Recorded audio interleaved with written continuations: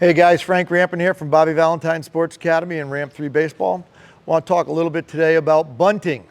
Should be easy, but so many of these younger players don't get taught the proper techniques. And you can see as it carries on, there's so many big leaguers that can't bunt today. It's crazy. With the shifts that are supposedly over now, left-handed hitters should have been getting base hits left and right to the left side with the third baseman playing over there at the shortstop hole. But you can see there's a lot of bad bunters. So we need to teach these kids how to bunt. And here's the biggest mistake that I see that kids do when they go to bunt is they just pivot. They rotate around like this and they get into a pretty good athletic position or not. But the big problem is, look at where my bat is.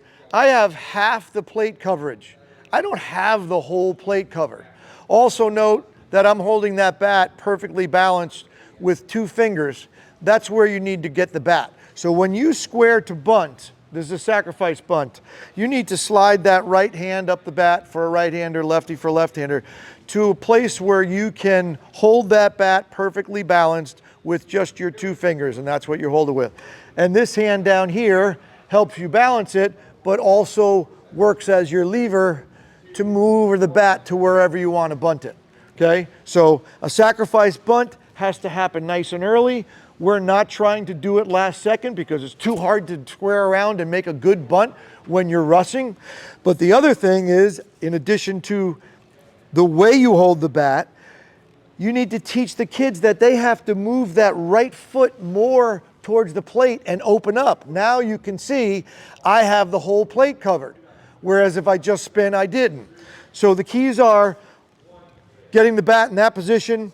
You can move this up on the handle a little bit too. Getting that right foot towards the plate a little bit more so you can cover the whole plate.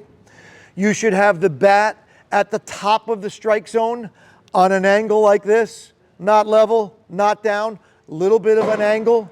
We want to be able to maneuver the ball down into the ground. Anything above where we're at, we pull back because that's a ball.